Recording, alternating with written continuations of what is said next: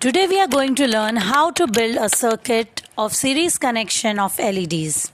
Before we start, let's look at all the components required for this activity. We have jumper wires, 5 LEDs, a resistor, a breadboard and a battery. Now let's begin building the series circuit. First, we take the breadboard and place it on the table. Next, we start inserting the LEDs into the breadboard. We are going to connect 5 LEDs in series. In a series connection, all components are connected one after another in a single path.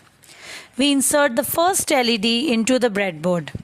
Remember, the longer leg is the positive terminal and the shorter leg is the negative terminal.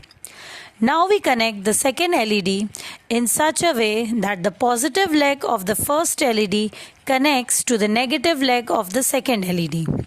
In the same way, we continue connecting the third, fourth and fifth LED one after another. Now all 5 LEDs are connected in series, forming a single path for the current to flow. Next, we connect a resistor in series with the fifth LED. The resistor is important because it limits the current and protects the LEDs from damage. All the LEDs need to be connected using jumper wire with each other.